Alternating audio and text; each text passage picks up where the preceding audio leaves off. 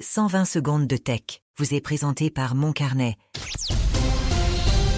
C'est l'édition du mercredi 12 février. Fin du sommet de l'IA à Paris. Résultat des courses, 60 pays ont signé une déclaration internationale sur l'IA, mais le Royaume-Uni et les États-Unis ont refusé de signer, invoquant des préoccupations sur la sécurité et la gouvernance. Ce refus suscite des critiques, mais certains acteurs du secteur y voient une décision pragmatique.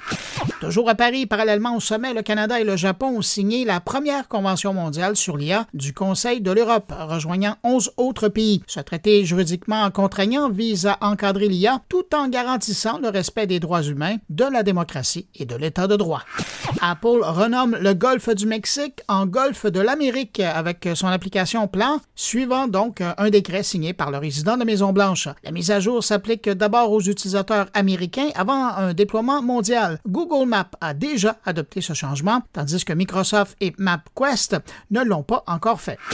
Le PDG de YouTube, Neil Mohan, annonce qu'aux États-Unis, les téléviseurs ont maintenant dépassé les téléphones mobiles comme principal appareil de visionnement des vidéos sur YouTube. Il affirme que YouTube est devenu la nouvelle télévision avec une offre mêlant vidéos courtes, podcasts et direct. Mohan met aussi l'accent sur 3 priorités pour la nouvelle année: renforcer l'influence culturelle de YouTube, améliorer la monétisation des créateurs et développer des outils d'IA pour simplifier la production et élargir les audiences.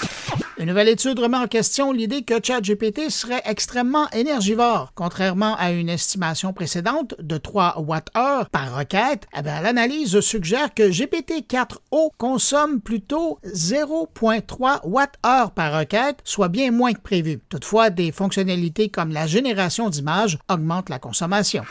Et puis en terminant, Google a confirmé que sa conférence annuelle des développeurs se tiendra les 20 et 21 mai. L'événement mettra l'accent sur l'IA, notamment sa plateforme Gemini. Il s'inscrit dans une grosse saison de conférences marquée par NVIDIA en mars, Microsoft Build du 19 au 22 mai et finalement la rencontre des développeurs chez Apple au mois de juin. À demain! Pour suivre l'actualité numérique en profondeur, abonnez-vous à Mon Carnet. Articles, entrevues, discussions et réflexions sur le monde numérique vous y attendent. moncarnet.com